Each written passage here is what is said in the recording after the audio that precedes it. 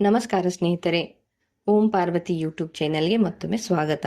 ಸ್ನೇಹಿತರೆ, ಈ ವಿಡಿಯೋದಲ್ಲಿ ಸತೀದೇವಿಗೆ ಶಿವನಿಂದ ಯಾವ ವರವು ಸಿಕ್ಕಿತ್ತು ಮತ್ತು ಸತಿಯೊಂದಿಗೆ ಶಿವನ ವಿವಾಹ ಯಾವ ರೀತಿಯಾಗಿ ನಡೆದಿತ್ತು ಎಂಬುದನ್ನು ವಿಡಿಯೋದಲ್ಲಿ ಹೇಳಲಿದ್ದೇನೆ. ಸತೀದೇವಿಯು ಅಶ್ವಿನ ಮಾಸದ ಶುಕ್ಲ ಅಷ್ಟಮಿಯಂದು ಉಪವಾಸ ಮಾಡಿ ಭಕ್ತಿಭಾವದಿಂದ ಸರ್ವೇಶ್ವರ ಶಿವನನ್ನು ಪೂಜಿಸಿದ್ದಳು. ಹೀಗೆ ನಂದಾವ್ರತವು ಪೂರ್ಣವಾಗಿದ್ದಾಗ ನವಮಿ ತಿಥಿಯ ದಿನದಂದು ಧ್ಯಾನ ಮಗ್ನಳಾಗಿದ್ದಾಗ ಸತಿಗೆ ಭಗವಾನ್ ಶಿವನು ಪ್ರತ್ಯಕ್ಷ ದರ್ಶನವನ್ನು ನೀಡುತ್ತಾರೆ. ಶಿವನ ಶ್ರೀ ವಿಗ್ರಹವು ಸರ್ವಾಂಗ ಸುಂದರವೂ ಹಾಗೂ ಗೌರವ ವರ್ಣವಾಗಿತ್ತು. ಅವರ 5 ಮುಖಗಳಲ್ಲಿ 3 ಕಣ್ಣುಗಳು ಇದ್ದವು. ಬಾಲದಲ್ಲಿ ಚಂದ್ರನು ಸುಶೋಭಿತವಾಗಿದ್ದನು ಮತ್ತು ಶಿವನ ಚಿತ್ತವು ಪ್ರಸನ್ನವಾಗಿತ್ತು. ಕಂಠದಲ್ಲಿ ನೀಲಿ ಚಿಹ್ನೆಯು ಕಂಡುಬರುತ್ತಿತ್ತು. ಅವನಿಗೆ 4 ಭುಜಗಳು ಇದ್ದವು ಮತ್ತು ಕೈಗಳಲ್ಲಿ ತ್ರಿಶೂಲ, ಬ್ರಹ್ಮಕಪಾಲ, ವರ ಮತ್ತು ಅಭಯ ಇವುಗಳನ್ನು ಧರಿಸಿದ್ದರು. ಭಸ್ಮವನ್ನು ಅಂಗರಾಗದಿಂದ ಅವರ ಶರೀರ ಎಲ್ಲವೂ ಹೊಳೆಯುತ್ತಿತ್ತು. ಗಂಗೆಯು ಅವರ ಮಸ್ತಕದ ಶೋಭೆಯನ್ನು ಹೆಚ್ಚಿಸುತ್ತಿದ್ದಳು. ಅವರ ಸರ್ವಾಂಗವು ಮನೋಹರವಾಗಿತ್ತು. ಅವರು ಮಹಾಲಾವಣ್ಯದ ಧಾಮದಂತೆ ಅರಿವಾಗುತ್ತಿದ್ದರು. ಅವರ ಮುಖಗಳು ಕೋಟಿ ಚಂದ್ರರಂತೆ ಪ್ರಕಾಶಮಾನ ಹಾಗೂ ಆಹ್ಲಾದಜನಕಗಳಾಗಿದ್ದವು. ಇಂತಹ ಸೌಂದರ್ಯ ಮಾಧುರ್ಯದಿಂದ ಕೂಡಿದ ಪ್ರಭು ಮಹಾದೇವನನ್ನು ಪ್ರತ್ಯಕ್ಷವಾಗಿ ನೋಡಿದ ಸತಿಯು ಅವನ ಚರಣಗಳನ್ನು ವಂದಿಸಿದಳು. ಆಗ ಆಕೆಯ ಮುಖವು ಲಜ್ಜಾಭಾರದಿಂದ ಬಾಗಿತ್ತು. ತೇಜಪುಂಜದ ಫಲವನ್ನು ಕರುಣಿಸುವ ಮಹಾದೇವನು ಕಠೋರ ವ್ರತವನ್ನು ಧರಿಸಿದ ಸತಿಯನ್ನು ಪತ್ನಿಯಾಗಿಸಿಕೊಳ್ಳಲು ಇಚ್ಛೆ ಎನ್ನಿರಿಸಿಕೊಂಡಿದ್ದರು. ಆಕೆಯನ್ನು ಹೀಗೆ ಅವರು ನುಡಿಯುತ್ತಾರೆ: ಉತ್ತಮ ವ್ರತವನ್ನು ಪಾಲಿಸಿದ ದಕ್ಷನಂದಿನಿಯೇ, ನಾನು ನಿನ್ನ ಈ ವ್ರತದಿಂದ ಬಹಳ ಪ್ರಸನ್ನನಾಗಿದ್ದೇನೆ. ಅದಕ್ಕಾಗಿ ಯಾವುದಾದರೂ ವರವನ್ನು ಕೇಳು ಎಂದು ಮಹಾದೇವನು ಸತಿಗೆ ಹೇಳುತ್ತಾರೆ. ನಿನ್ನ ಮನಸ್ಸಿಗೆ ಇಷ್ಟವಾದ ವರವನ್ನೇ ನಾನು ನಿನಗೆ ಕೊಡುವೆನು, ಕೇಳು ಎಂದು ಹೇಳುತ್ತಾರೆ. ಜಗದೀಶ್ವರ ಮಹಾದೇವನು ಸತಿಯ ಮನೋಭಾವವನ್ನು ತಿಳಿಯುತ್ತಿದ್ದರೂ ಆಕೆಯ ಮಾತನ್ನು ಆಲಿಸಲು ವರವನ್ನು ಕೇಳು ಎಂದು ಹೇಳುತ್ತಾರೆ. ಆದರೆ ಸತಿಯು ಲಜ್ಜಾಧೀನವಾಗಿದ್ದರಿಂದ ಅವಳ ಹೃದಯದಲ್ಲಿದ್ದ ಮಾತನ್ನು ಸ್ಪಷ್ಟ ಶಬ್ದಗಳಿಂದ ಹೇಳಲಾಗುವುದಿಲ್ಲ. ಆಕೆಯಲ್ಲಿದ್ದ ಅಭಿಷ್ಟ ಮನೋರಥವು ಲಜ್ಜೆಯಿಂದ ಮುಚ್ಚಿ ಹೋಗಿತ್ತು. ಪ್ರಾಣ ವಲ್ಲಭ ಶಿವನ ಪ್ರಿಯ ವಚನಗಳನ್ನು ಕೇಳಿ ಆಕೆಯು ಪ್ರೇಮ ಮುಗುಳ್ನಗೆಯನ್ನು ಬೀರುತ್ತಿದ್ದಳು. ಇದನ್ನು ತಿಳಿದ ಭಕ್ತವತ್ಸಲ ಭಗವಾನ್ ಶಂಕರನು ಬಹಳ ಪ್ರಸನ್ನವಾಗಿ ಬೇಗ ವರವನ್ನು ಕೇಳು ಎಂದು ಹೇಳತೊಡಗಿದರು. ಆಗ ಸತಿಯು ತನ್ನ ಲಜ್ಜೆಯನ್ನು ತಡೆದು ಮಹಾದೇವನಲ್ಲಿ ಕೇಳಿದಳು: ವರ ಕೊಡುವ ಪ್ರಭುವೇ, ನನಗೆ ನನ್ನ ಇಚ್ಛೆಗನುಸಾರವಾಗಿ ವ್ಯರ್ಥವಾಗದಿರುವ ವರವನ್ನು ನೀಡಿ ಎಂದು ಹೇಳುತ್ತಾರೆ. ಭಕ್ತವತ್ಸಲ ಭಗವಾನ್ ಶಂಕರನು ಸತಿಯು ತನ್ನ ಮಾತನ್ನು ಪೂರ್ಣವಾಗಿ ಹೇಳಲಾಗದ ಕಾರಣ ಶಿವನಿಗೆ ತಿಳಿಯುತ್ತದೆ. ಆವಾಗ ಸ್ವತಃ ದೇವಿ, ನೀನು ನನ್ನ ಭಾರ್ಯೆಯಾಗು ಎಂದು ಶಿವನು ಸತೀದೇವಿಗೆ ಹೇಳುತ್ತಾರೆ. ತನ್ನ ಅಭಿಷ್ಟ ಫಲವನ್ನು ಪ್ರಕಟಗೊಳಿಸಲು ಶಿವನ ವಚನಗಳನ್ನು ಕೇಳಿ ಸತಿಯು ಆನಂದ ಮಗ್ನಳಾಗಿ ಮೌನವಾಗಿ ನಿಂತುಕೊಳ್ಳುತ್ತಾಳೆ. ಏಕೆಂದರೆ ಆಕೆಯು ಮನೋವಾಂಛಿತ ವರವನ್ನು ಪಡೆದುಕೊಂಡಿರುತ್ತಾಳೆ. ಮತ್ತೆ ದಕ್ಷ ಕನ್ಯೆಯು ಸಂತೋಷಗೊಂಡು 2 ಕೈಗಳನ್ನು ಮುಗಿದು ತಲೆಬಾಗಿ ಭಕ್ತವತ್ಸಲ ಶಿವನಿಗೆ ಮತ್ತೆ ಹೇಳಿಕೊಳ್ಳುತ್ತಾಳೆ: ದೇವಾದಿದೇವ ಮಹಾದೇವನೇ, ಸ್ವಾಮಿಯೇ, ಜಗತ್ಪತಿಯೇ, ನೀವು ನನ್ನ ತಂದೆಯ ಬಳಿ ಹೋಗಿ ಹೇಳಿ ವೈವಾಹಿಕ ವಿಧಿಯಿಂದ ನನ್ನ ಪಾಣಿಗ್ರಹಣವನ್ನು ಮಾಡಲು ಹೇಳಿ ಎಂದು ಸತೀದೇವಿಯು ಮಹಾದೇವನಿಗೆ ಹೇಳುತ್ತಾಳೆ. ಸತಿಯ ಈ ಮಾತನ್ನು ಕೇಳಿ ಭಕ್ತವತ್ಸಲ ಮಹೇಶ್ವರನು ಪ್ರೇಮದಿಂದ ಆಕೆಯ ಕಡೆಗೆ ನೋಡಿ, ಪ್ರಿಯೆ, ಹಾಗೆ ಆಗಲಿ ಎಂದು ಹೇಳುತ್ತಾರೆ. ಆಗ ದಕ್ಷ ಕನ್ಯೆ ಸತಿಯೂ ಕೂಡ ಭಗವಾನ್ ಶಿವನಿಗೆ ಪ್ರಮಾಣ ಮಾಡಿ ಭಕ್ತಿಪೂರ್ವಕವಾಗಿ ಬೆಳ್ಕೊಂಡು ಮನೆಗೆ ಹೋಗಲು ಅಪ್ಪಣೆಯನ್ನು ಪಡೆದುಕೊಳ್ಳುತ್ತಾಳೆ. ಮೋಹ ಮತ್ತು ಆನಂದದಿಂದ ಕೂಡಿ ತಾಯಿಯ ಬಳಿಗೆ ಮರಳುತ್ತಾಳೆ. ಇತ್ತ ಭಗವಾನ್ ಶಿವನು ಹಿಮಾಲಯದ ತನ್ನ ಆಶ್ರಮವನ್ನು ಪ್ರವೇಶಿಸಿ ದಕ್ಷ ಕನ್ಯೆ ಸತಿಯ ವಿಯೋಗದಿಂದ ಸ್ವಲ್ಪ ಕಷ್ಟವನ್ನು ಅನುಭವಿಸುತ್ತಾ ಆಕೆಯನ್ನೇ ಚಿಂತಿಸತೊಡಗುತ್ತಾರೆ. ಮತ್ತೆ ಮನಸ್ಸನ್ನು ಏಕಾಗ್ರಗೊಳಿಸಿ ಲೌಕಿಕತೆಯನ್ನು ಆಶ್ರಯಿಸಿ ಭಗವಾನ್ ಶಂಕರನು ಮನಸ್ಸಿನಲ್ಲಿಯೇ ಬ್ರಹ್ಮನನ್ನು ಮನಸ್ಸಿನಲ್ಲಿಯೇ ಚಿಂತಿಸತೊಡಗಿರುತ್ತಾರೆ.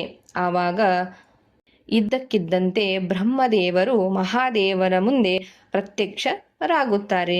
ಅಯ್ಯೋ, ಹಿಮಾಲಯದ ಶಿಖರದಲ್ಲಿ ಸತಿಯ ವಿಯೋಗವನ್ನು ಅನುಭವಿಸುತ್ತಿದ್ದ ಮಹಾದೇವನಲ್ಲಿ ನಾನು ಸರಸ್ವತಿಯೊಂದಿಗೆ ಉಪಸ್ಥಿತನಾಗಿದ್ದೇನೆ ಎಂದು ಬ್ರಹ್ಮನು ಯೋಚಿಸುತ್ತಾರೆ.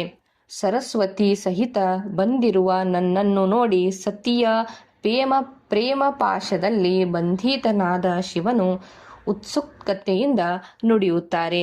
ವಿವಾಹ ಕಾರ್ಯದಲ್ಲಿ ನಾನು ಸ್ವಾರ್ಥ ಬುದ್ಧಿಯನ್ನು ಇರಿಸಿದ್ದರಿಂದ ಈಗ ನನಗೆ ಈ ಸ್ವಾರ್ಥದಲ್ಲಿಯೂ ಸತ್ವವಿರುವಂತೆ ಕಂಡುಬರುತ್ತದೆ. ದಕ್ಷ ಕನ್ಯೆ ಸತಿಯು ಬಹಳ ಭಕ್ತಿಯಿಂದ ನನ್ನನ್ನು ಆರಾಧಿಸಿದ್ದಳು. ಆಕೆಯ ನಂದಾವ್ರತದ ಪ್ರಭಾವದಿಂದ ನಾನು ಅವಳಿಗೆ ಇಷ್ಟವಾದ ವರವನ್ನು ಪಡೆಯಲು ಹೇಳಿದ್ದೆ ಎಂದು ಶಿವನು ಬ್ರಹ್ಮನಿಗೆ ಹೇಳುತ್ತಾರೆ. ಆಗ ನೀವು ನನಗೆ ಪತಿಯಾಗಿರಿ ಎಂದು ವರವನ್ನು ಕೇಳಿದಳು. ಇದನ್ನು ಹೇಳಿ ನಾನು ಅವಳಿಗೆ ಈ ವರವನ್ನು ನೀಡಿದ್ದೇನೆ ಎಂದು ಶಿವನು ಬ್ರಹ್ಮನಿಗೆ ಎಲ್ಲ ವಿಷಯವನ್ನು ಹೇಳುತ್ತಾರೆ. ಆವಾಗ ದಾಕ್ಷಾಯಣಿ ಸತಿಯು ಹೇಳುತ್ತಾಳೆ, ಜಗತ್ಪತಿಯೇ, ನೀವು ನನ್ನ ತಂದೆಗೆ ತಿಳಿಸಿ ವೈವಾಹಿಕ ವಿಧಿಯಿಂದ ನನ್ನನ್ನು ಗ್ರಹಣ ಮಾಡಿರಿ ಎಂದು ಹೇಳಿದಳು ಎಂದು ಶಿವನು ಬ್ರಹ್ಮನಿಗೆ ಹೇಳುತ್ತಾಳೆ. ಆಕೆಯ ಭಕ್ತಿಯಿಂದ ಸಂತೋಷಗೊಂಡ ಕಾರಣ ನಾನು ಆಕೆಯ ಸಲಹೆಯನ್ನು ಸ್ವೀಕರಿಸಿದ್ದೇನೆ ಎಂದು ಹೇಳುತ್ತಾರೆ. ಆಗ ಸತಿಯು ತನ್ನ ತಾಯಿಯ ಮನೆಗೆ ಹೊರಟು ಹೋಗಿದ್ದಳು ಮತ್ತು ನಾನು ಇಲ್ಲಿಗೆ ಬಂದಿದ್ದೇನೆ ಬ್ರಹ್ಮನೇ ಎಂದು ಹೇಳುತ್ತಾರೆ. ಇದಕ್ಕಾಗಿ ಈಗ ನೀವು ನನ್ನ ಆಜ್ಞೆಯಂತೆ ದಕ್ಷನ ಮನೆಗೆ ಹೋಗಿ ಪ್ರಜ್ಞಾಪತಿ ದಕ್ಷನಿಗೆ ಬೇಗನೆ ತನ್ನ ಕನ್ಯೆಯನ್ನು ನನಗೆ ದಾನ ಮಾಡುವಂತೆ ತಿಳಿಸಿ ಹೇಳಿರಿ ಎಂದು ಹೇಳುತ್ತಾರೆ. ಅವರು ಹೀಗೆ ಆಜ್ಞೆಯನ್ನು ಕೊಟ್ಟಾಗ ಬ್ರಹ್ಮದೇವರು ಅತ್ಯಂತ ವೇಗಶಾಲಿ ರಥದ ಮೂಲಕ ದಕ್ಷನ ಮನೆಗೆ ತಲುಪುತ್ತಾರೆ. ಹೀಗೆ ತಪಸ್ಸನ್ನು ಮಾಡಿ ಮನೋವಾಂಛಿತ ವರವನ್ನು ಪಡೆದು ಸತಿಯು ಮನೆಗೆ ಬಂದಾಗ ಆಕೆಯ ತಂದೆ ತಾಯಿಯಂದಿರಿಗೆ ನಮಸ್ಕಾರವನ್ನು ಮಾಡುತ್ತಾಳೆ. ಸತಿಯು ತನ್ನ ಸಖಿಯರ ಮೂಲಕ ತಂದೆ ತಾಯಿಯರಿಗೆ ತಪಸ್ಸಿನ ಎಲ್ಲ ಸಮಾಚಾರವನ್ನು ಹೇಳುತ್ತಾಳೆ. ಸತಿಗೆ ಮಹೇಶ್ವರನಿಂದ ವರ ಪ್ರಾಪ್ತಿಯಾಗಿದ್ದೆ. ಅವನು ಸತಿಯು ಭಕ್ತಿಯಿಂದ ಬಹಳ ಸಂತುಷ್ಟರಾಗಿದ್ದರು ಎಂಬುದನ್ನು ಸಖಿಯರು ಸತಿಯ ತಂದೆ ತಾಯಿಗೆ ಹೇಳುತ್ತಾರೆ.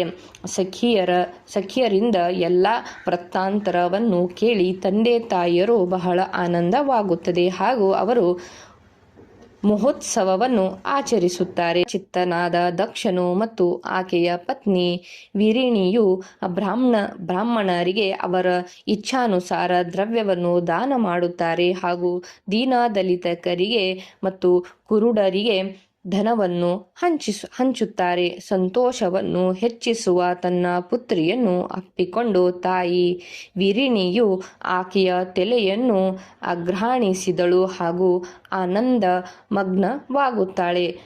ಹೀಗೆ ತನ್ನ ಮಗಳನ್ನು ಆಕೆ ಮತ್ತೆ ಮತ್ತೆ ಪ್ರಶಂಸಿಸುತ್ತಾಳೆ.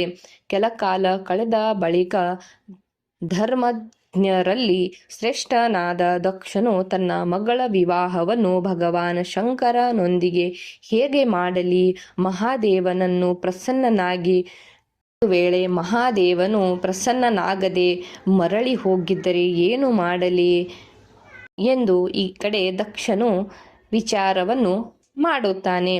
ನನ್ನ ಪುತ್ರಿಗಾಗಿ ಅವರು ಪುನಃ ಹೇಗೆ ಇಲ್ಲಿಗೆ ಬರುತ್ತಾರೆ? ಯಾರನ್ನಾದರೂ ಶೀಘ್ರವಾಗಿ ಭಗವಾನ್ ಶಿವನ ಬಳಿಗೆ ಕೊಡುವುದು ಉಚಿತ ಎಂದು ದಕ್ಷನು ವಿಚಾರ ಮಾಡುತ್ತಿರುತ್ತಾರೆ. ಏಕೆಂದರೆ ಹೀಗೆ ಬೇಡಿಕೊಂಡಿರುವ ಅವನು ತನ್ನ ಪುತ್ರಿಯನ್ನು ಗ್ರಹಣ ಮಾಡಿಕೊಳ್ಳುವುದರಿಂದ ನನ್ನ ಯಾಚನೆ ನಿಶ್ಚಲವಾಗಿ ಹೋದಿತ್ತು ಎಂದು ಚಿಂತಿಸುತ್ತಾರೆ. ಈ ಪ್ರಕಾರ ಚಿಂತೆಯಲ್ಲಿ ಮುಳುಗಿದ್ದ ದಕ್ಷ ಪ್ರಜಾಪತಿಯು ಎದುರು ಬ್ರಹ್ಮದೇವನು ಸರಸ್ವತಿಯೊಂದಿಗೆ ಉಪಸ್ಥಿತರಾಗುತ್ತಾರೆ. ಬ್ರಹ್ಮದೇವರಿಗೆ ಯಥಾಯೋಗ್ಯ ಆಸನವನ್ನು ಕೊಡುತ್ತಾರೆ. ಆ ನಂತರ ದಕ್ಷನು ಬ್ರಹ್ಮನು ಬಂದ ಕಾರಣವನ್ನು ಕೇಳುತ್ತಾರೆ. ಆವಾಗ ಬ್ರಹ್ಮನು ನಾನು ಏಕೆ ಬಂದಿದ್ದೇನೆ ಎಂಬ ಎಲ್ಲ ವಿಚಾರವನ್ನು ದಕ್ಷನಿಗೆ ಹೇಳುತ್ತಾರೆ. ಭಗವಾನ್ ಶಂಕರನು ನಿನ್ನ ಪುತ್ರಿಯನ್ನು ಪಡೆದುಕೊಳ್ಳಲಿಕ್ಕಾಗಿ ನಿಶ್ಚಯವನ್ನು ಮಾಡಿದ್ದಾರೆ. ಹೀಗೆ ಈ ಎಲ್ಲ ವಿಚಾರವನ್ನು ಬ್ರಹ್ಮದೇವರು ದಕ್ಷರಾಜನಿಗೆ ಹೇಳುತ್ತಾರೆ. ಈ ವಿಷಯದಲ್ಲಿ ಶ್ರೇಷ್ಠ ಕಾರ್ಯವನ್ನು ನಿಶ್ಚಯವಾಗುತ್ತದೆ. ಸತಿಯು ನಾನಾ ರೀತಿಯ ಭಾವಗಳಿಂದ ಹಾಗೂ ಸಾತ್ವಿಕ ವ್ರತದ ಮೂಲಕ ಭಗವಾನ್ ಶಿವನನ್ನು ಆರಾಧಿಸಿದಳು. ಹಾಗೆಯೇ ಅವನು ಕೂಡ ಸತಿಯ ಆರಾಧನೆಯನ್ನು ಮಾಡುತ್ತಿದ್ದಾರೆ ಎಂದು ಹೇಳುತ್ತಾರೆ. ಅದಕ್ಕಾಗಿ ದಕ್ಷನೇ ಭಗವಾನ್ ಶಿವನಿಗಾಗಿಯೇ ಸಂಕಲ್ಪವನ್ನು ಮಾಡಿ ಹಾಗೂ ಅವರು ಕೂಡ ಆನಂದವನ್ನು ವ್ಯಕ್ತಪಡಿಸುತ್ತಾರೆ. ತನ್ನ ಪುತ್ರಿಯನ್ನು ನೀನು ತಡ ಮಾಡದೆ ಶಿವನ ಸೇವೆಗಾಗಿ ಒಪ್ಪಿಸಿಕೊಡುತ್ತಾರೆ. ಹೀಗೆ ಬ್ರಹ್ಮದೇವನು ಮತ್ತು ದಕ್ಷನ ನಡುವೆ ಮಾತನ್ನು ಮುಗಿದ ನಂತರ ಬ್ರಹ್ಮದೇವನು ಮತ್ತು ದಕ್ಷರು ಇಬ್ಬರೂ ಸೇರಿ ಶಿವ ಮತ್ತು ಸತಿಯ ವಿವಾಹದ ಒಂದು ಮುಹೂರ್ತವನ್ನು ನಿಶ್ಚಿತವನ್ನು ಮಾಡುತ್ತಾರೆ. ಸ್ನೇಹಿತರೆ, ಇದರ ಎರಡನೇ ಭಾಗವನ್ನು